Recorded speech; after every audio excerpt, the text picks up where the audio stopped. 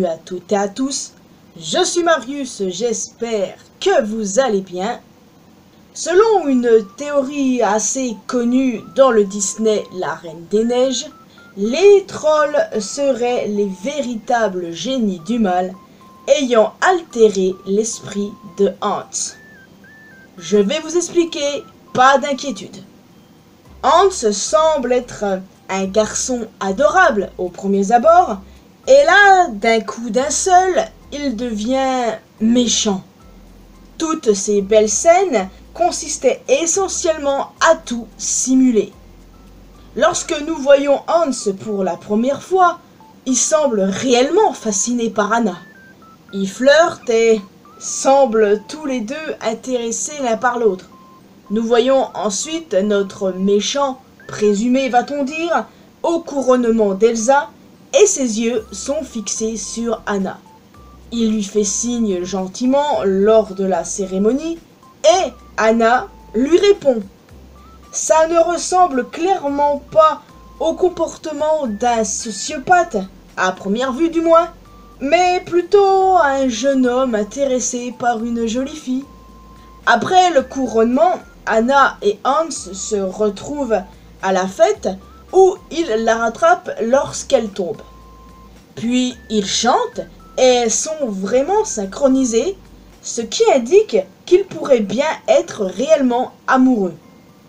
Et après, il la demande en mariage et elle accepte.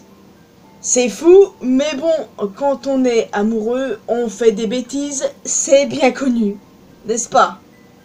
Quand Anna part chercher Elsa, elle laisse Hans aux commandes, et jusque-là, il n'y avait aucune preuve qui suggérait que Hans était en réalité un méchant.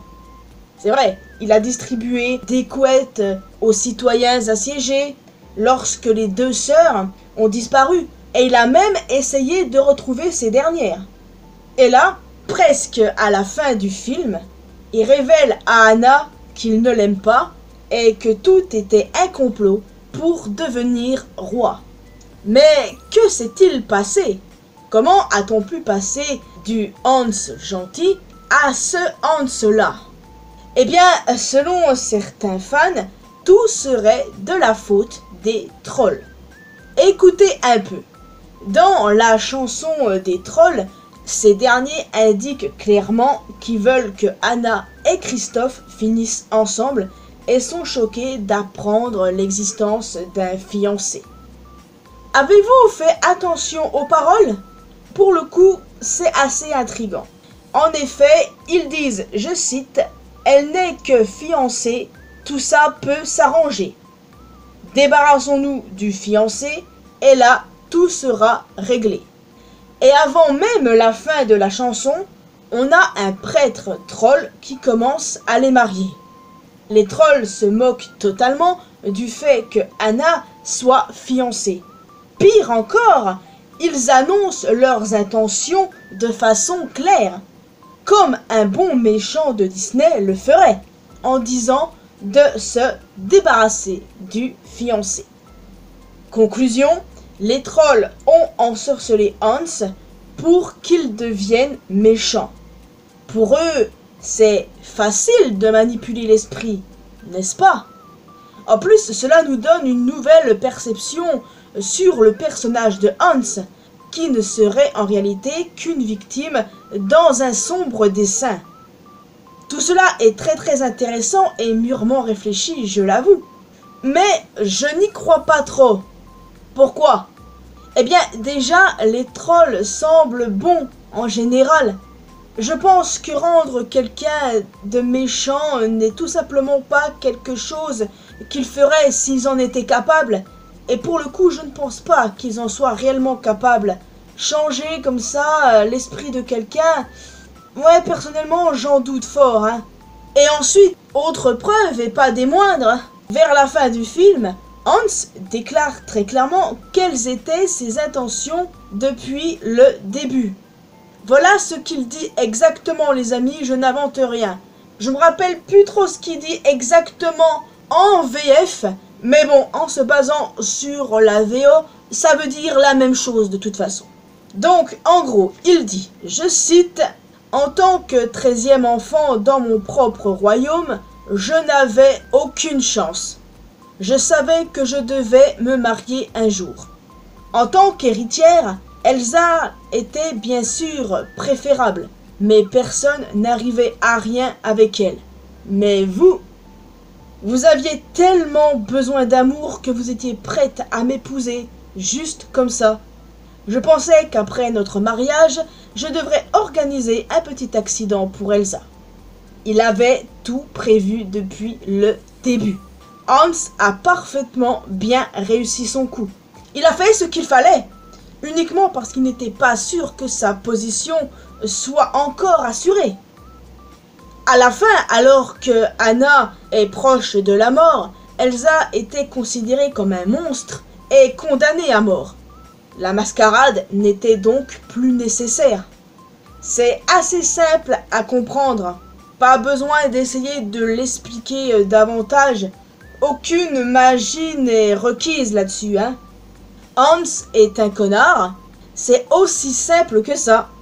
Aussi, rappelez-vous de la scène où il a, soi-disant, sauvé Elsa. En fait, il a posé la main de l'homme juste avant de tirer avec l'arbalète dans le palais de glace. Il a vu le lustre au-dessus et il a pointé délibérément l'arbalète dessus, ayant essayé de tuer Elsa et de se faire ensuite passer pour un héros.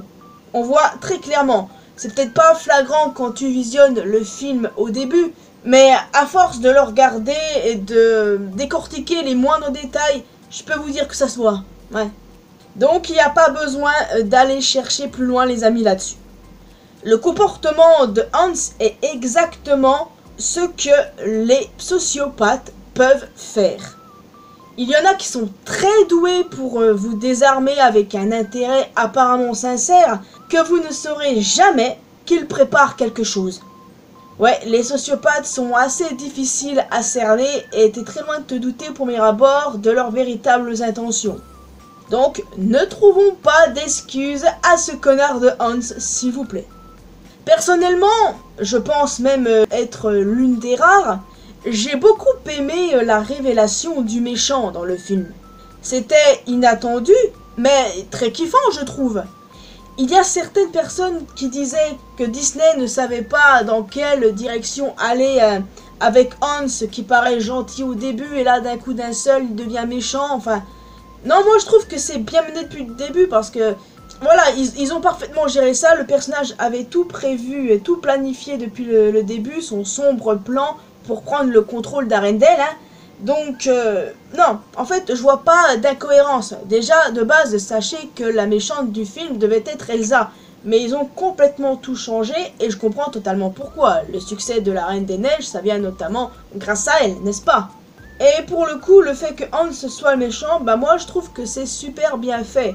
Par exemple, le petit sourire qu'il a lorsque personne ne le regardait, c'était pour nous tromper, nous, spectateurs. Parce que le moment où Hans se sourit comme ça, bah en fait, il n'y avait personne avec lui, personne qui le regardait, il y avait juste nous. Mais en fait, c'était pour nous induire en erreur, et surtout parce que Hans avait clairement vu en Anna la proie facile. Simplement. Je vous le dis, c'est ça, les sociopathes. Ouais, bon, j'ai aussi parfois décrit Hans comme un personnage tragique, je l'admets, notamment avec le fait qu'il ait été bully par ses frères, mais bon, j'en ai déjà parlé, je reviens plus dessus. Mais en tout cas, la théorie sur les trolls, désolé, mais moi, je n'y crois pas. Oui, c'est vrai que les paroles « débarrassons-nous du fiancé » sont étranges, mais bon, faut pas tout prendre au pied de la lettre, comme on dit. Je pense que ça veut simplement rien dire, et puis voilà, je vous l'ai dit, Hans avait tout planifié à l'avance, quoi. Donc, les amis, qu'est-ce que vous en pensez? Est-ce que vous croyez réellement que Hans est une victime malgré tout ça? Ou est-ce que vous trouvez cette théorie complètement absurde? Pour le coup, je la trouve absurde parce que le personnage lui-même, vers la fin du film, parle clairement de ses intentions depuis le début. Alors, encore une fois, je ne vois pas en quoi les trolls ont altéré quoi que ce soit. Personnellement, les trolls ont toutes sortes de pouvoirs et tout, mais je doute vraiment qu'ils soient capables de changer l'esprit des gens. C'est juste Hans qui est fou, c'est un sociopathe, enfin bon, qu'est-ce que vous voulez que je vous dise? Donc voilà les amis, il est temps pour moi de vous laisser ici. J'espère que vous avez apprécié cette vidéo. Donc oui, n'hésitez pas à me laisser un commentaire avec votre avis, vos propres théories si vous en avez. J'ai hâte d'en discuter avec vous bien sûr. Vous pouvez aussi laisser un petit pouce bleu, ça fait toujours plaisir. N'hésitez pas à me retrouver sur mes réseaux sociaux, les liens sont comme d'habitude dans la description. Et le plus important, abonnez-vous à cette chaîne ainsi qu'à ma chaîne secondaire pour qu'on puisse se retrouver dans une prochaine vidéo. Et n'oubliez pas d'activer les cloches notifications. Bye bye!